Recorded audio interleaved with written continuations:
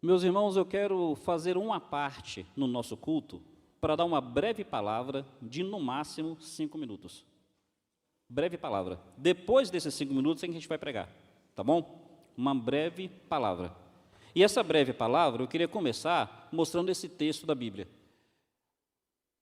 Não sei se está bem visível para vocês. Tito, capítulo 2, versículo 1, diz assim: fala o que convém à sã doutrina. Se você observar o livro, né, no capítulo 1, fala que Paulo pediu para Tito ficar numa ilha chamada Creta. E ali naquela ilha chamada Creta, ele ia organizando as igrejas diante das pessoas que se convertiam. Ele fala no capítulo 1, no verso 17, que foi mesmo dentre eles um profeta que disse: os cretenses, sempre mentirosos, feras terríveis, ventres preguiçosos.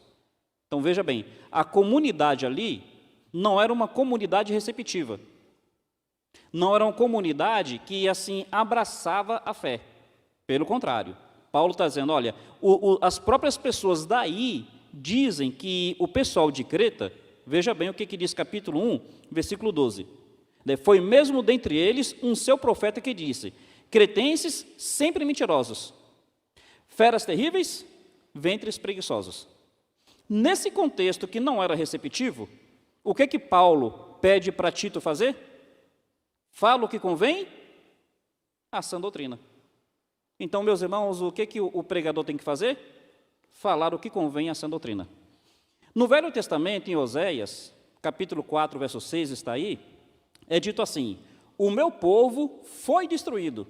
Por favor, o meu povo foi destruído porque lhe falta o conhecimento. Porque tu rejeitaste o conhecimento, também eu te rejeitarei, para que não seja sacerdote diante de mim. Então veja, Novo Testamento, Paulo fala para Tito dizer o que deve ser dito à sã doutrina.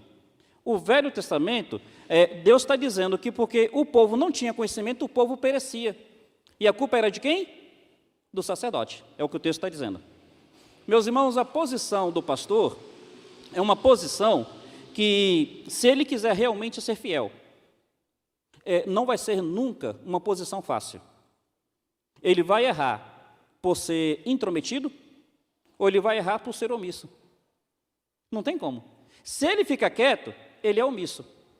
Se ele se manifesta, ele pode ser intrometido. Semana que vem haverá as eleições. No Brasil já é uma situação muito chata. E assim, a gente precisa pensar sobre isso, porque entre nós tem pessoas que são favoráveis a um candidato e são homens de Deus, essas pessoas. Eu não posso dizer que o meu irmão, que é crente em Jesus Cristo, porque ele tem uma identificação partidária, eu não posso desmerecer a sua fé. Tem irmãos que também amam Jesus Cristo, que são de outro candidato, de outro partido, e eu não posso desmerecê-los. São crentes em Jesus Cristo, têm direito à sua consciência. E tem aqueles que são neutros. Percebe? Há essas 3 posições. Tem aqueles que defendem uma ideologia, um partido, tem aqueles que defendem outra ideologia, outro partido, e tem aqueles que são neutros. Ambos, os 3, crentes em Jesus Cristo. Como é que o pastor ele deve se posicionar? Meus irmãos, acerca disso, o que eu queria que vocês pensassem? Discute-se política no Brasil como quem discute futebol. Da maneira que as pessoas discutem futebol, elas acabam discutindo política. Tem mais paixão do que racionalidade e princípios. As pessoas discutem mais pela paixão do que pela racionalidade e pelos princípios. Na partida de futebol, não importa se o juiz rouba. O que importa é se meu time ganha. A gente percebe que o time ganhou roubado. Mas para a gente não tem problema, porque o nosso time ganhou. As pessoas acabam trazendo isso para o meio político. Tentem me ouvir, se eu não tiver sabedoria para falar, tenham para ouvir. Já ouviu aquela campanha, quando eu era garoto tinha essa campanha, rouba, mas faz? Percebe como é que a gente lida com isso? Rouba, mas faz? Ruim por ruim, vote em mim. E eu só vou citar isso porque a pessoa não é mais candidato. Vote em Tiririca. Pior do que está? Não fica. Meus irmãos, percebe como é que no Brasil a gente lida com essas coisas? Qual é o problema? O brasileiro brinca com tudo, só que o brasileiro não para pensar que não é decisão trivial. Não é uma decisão trivial. É a direção governamental de uma nação de 215 milhões de pessoas. Não é uma coisa para levar na brincadeira, gente. Não é algo para a gente levar na base da emoção. Tem que ter racionalidade e tem que ter princípios. O próximo presidente, ele vai escolher mais 2 pessoas para o Supremo Tribunal Federal. E a gente está começando a perceber que, a depender de quem vai para o Supremo Tribunal Federal, a coisa vai para um lado ou a coisa vai para o outro. Percebe que a gente tem que ter racionalidade? A gente tem que ter princípios. Não pode ser na base da paixão, sabe? Porque na paixão, o que a gente percebe? Que as pessoas santificam o candidato ou elas demonizam o candidato. Percebe? Esse candidato, alguns santificam. Parece que o cara não tem defeito. E esse mesmo candidato, alguns demonizam. Parece que é o diabo encarnado. E fazem com o outro candidato a mesma coisa. Quer dizer, quando eu gosto do candidato, eu santifico. Quando eu não gosto, eu demonizo. Meus irmãos, o que eu gostaria que nós pensássemos? Simpatias à parte. Independente da minha simpatia. Sabe? O que o cidadão cristão deve refletir? O que o cidadão cristão deve refletir? Só para a gente entender. Passa esse outro slide aí. Eu estou colocando a fonte, porque hoje tem muitas fake news. Então, está aí a fonte. Depois você pode chegar em casa e dar uma consultada. 2006, o presidente da época, ele sancionou uma lei que descriminalizava o uso e o porte de drogas. Antes de 2006, se a pessoa fosse encontrada com maconha, ela seria presa porque ela havia cometido um crime. A partir de 2006, o uso e o porte da maconha foi descriminalizado. Se eu não tiver com balança, então eu não sou traficante, eu só sou um usuário. Se eu não tiver com dinheiro trocado, então eu não sou traficante, eu sou só um usuário. Você pode me encontrar com 500 gramas de maconha. Eu vou dizer o seguinte, olha, isso daqui é porque eu não quero sair para comprar sempre, então eu compro logo uma quantidade grande e deixo em casa para usar. Deixou de ser crime, se tornou apenas uma infração. Meus irmãos, passaram-se cerca de 15 anos, desde que a maconha deixou de ser legalizada. Como é que está a sociedade? Está melhor? Quer dizer, não foi legalizada, só foi descriminalizada. Desculpa eu colocar a maneira errada. Desde que foi descriminalizada. 2009, o então presidente da época, pode passar aí, por favor? Está ali a fonte, né? Ele sancionou, decretou o PNHD, Plano Nacional de Direitos Humanos, PNDH 3. Ali ele foi trabalhar a questão, sabe, das novas formas de família. E o que está ali? Eu vou ler aqui, mas você pode acompanhar aí.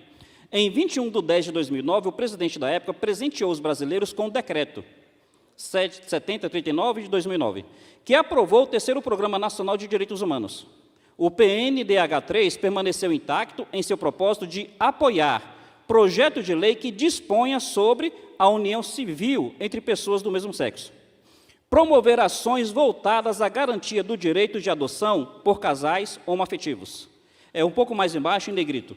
Bem como garantir os direitos trabalhistas e previdenciários de profissionais do sexo, por meio de regulamentação de sua profissão. Indo adiante.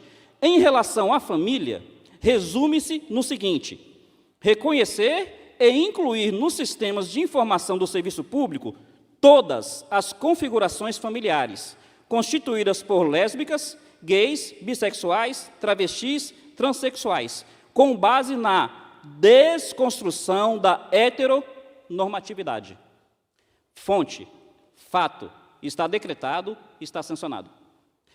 Percebe que, a depender de qual a direção governamental, alguns valores serão levados adiante, outros valores podem não ser levados adiante? Então, o que eu gostaria de passar para os irmãos? O que eu gostaria que vocês pensassem? Voto é um direito pessoal de cada um. Voto é secreto. E a maneira como você quiser votar, você deve ser respeitada pelo Estado, deve ser respeitada pela sociedade e deve ser respeitado por essa igreja. Vote em quem você votar, você tem o meu respeito. E eleja-se quem eleger. Eu estou no compromisso de orar para que essa nação seja abençoada por Deus. Eu oro pelos meus governantes, sejam eles quem forem. O que eu gostaria de orientar como pastor, já que eu devo falar o que convém a essa doutrina? Já que eu não posso deixar que o povo pereça por falta de conhecimento. Eu quero dizer a vocês, próximo slide, por favor. Não sei se é visível para vocês, as razões que eu creio que os crentes devem ter para se posicionarem. Os cristãos devem se posicionar contra a legalização recreativa das drogas. Usar droga por fins terapêuticos, compreensível. Ontem eu estava com dor de cabeça, eu tomei um comprimido. Usar drogas por fins recreativos, nós como cristãos, eu creio que a gente deve se posicionar contra. Os cristãos devem se posicionar contra a legalização do aborto. Meus irmãos, os cristãos entendem que o que está no ventre da mulher não é um amontoado de células. É um ser feito à imagem e semelhança de Deus. Então, por isso que nós cristãos entendemos que a vida humana é sagrada. Indo além, os cristãos devem se posicionar contra a desconstrução da família conforme ensinada na Bíblia. A expressão família heteronormativa é um eufemismo para família conforme ensinada na Bíblia. Heteronormativo é bíblico. Como é que a Bíblia diz? Macho e fêmea os criou, é bíblico. Então, os cristãos devem se posicionar contra a desconstrução da família conforme ensinado na Bíblia. Os cristãos devem se posicionar contra a ideologia de gênero. 2009 começou esse plano de desconstrução da família. Olha a sociedade como é que está. Pessoas homossexuais sempre existiram. Mas 20 anos atrás você via o que está acontecendo hoje? Meus irmãos, percebe que a maneira como o país vai sendo dirigido, mais e mais a sociedade vai tendo uma forma? Os cristãos devem se posicionar contra o patrocínio por meio do Estado daquilo que a Bíblia ensina ser abominável diante de Deus. Práticas e comportamentos sexuais moralmente amorais, imorais, promíscuos e pervertidos. Nós respeitamos as liberdades individuais. Se a pessoa ela quiser fazer isso ou fazer aquilo, liberdade dela num país democrático, é uma pessoa livre, criada por Deus, é com Deus que ela responde.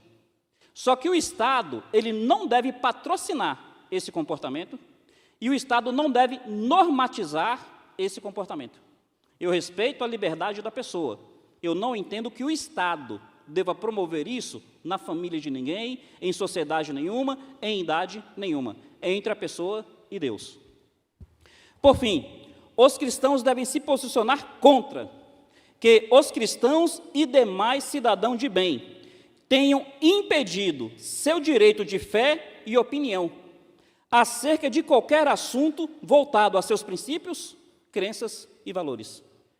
Então, eu creio que nós precisamos de uma sociedade onde você possa defender a sua fé, seus princípios, seus valores, sem ser criticado ou ostracizado por isso. Por fim, meus irmãos, cada cristão e cada cidadão de bem deve considerar qual será o seu posicionamento acerca dessas questões. Cada um tem que pensar acerca disso. Se apoiará essas coisas votando em partidos e candidatos que defendem isso. Seu voto vai apoiar essas coisas? É para você pensar. Se você será omisso, anulando o seu voto. Não, eu prefiro não votar, sabe, eu não quero entrar nessas coisas. Ser neutro é teu direito. Mas será que não seria omissão? Se você se manifestará claramente contra esse tipo de proposta, manifestando com o seu voto que por você candidatos e partidos assim não subirão ao poder. Percebeu? 3 posicionamentos. Eu apoio, eu me omito ou eu me manifesto contra. É a liberdade de cada um. Eu não acredito que exista candidato ideal. Eu não acredito que exista candidato ideal. Ainda que eu possa me identificar com esse ou com aquele, não existe candidato ideal. O que eu acredito? Acredito que tem candidatos que são inadmissíveis. Isso eu acredito. Esse negócio de rouba mais faz não entra na minha cabeça, não.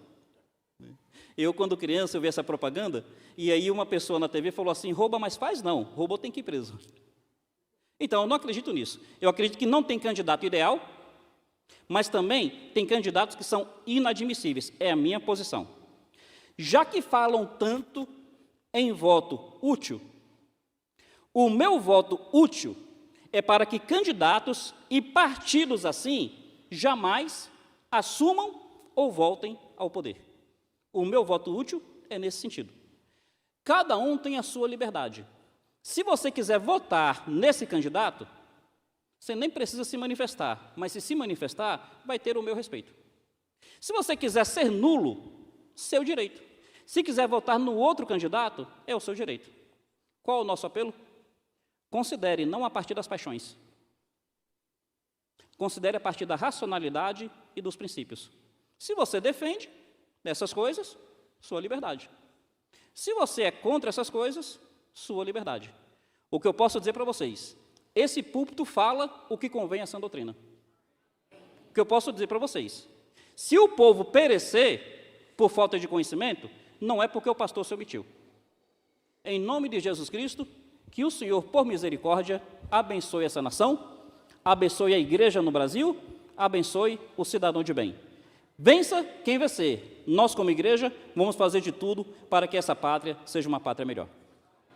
Essa breve palavra, espero que o Senhor, na sua graça e misericórdia, tenha me ajudado a me expressar bem e os irmãos a ouvirem bem. Vou convidá-los a se colocar em pé para nós trazermos um pequeno devocional e encerrarmos o nosso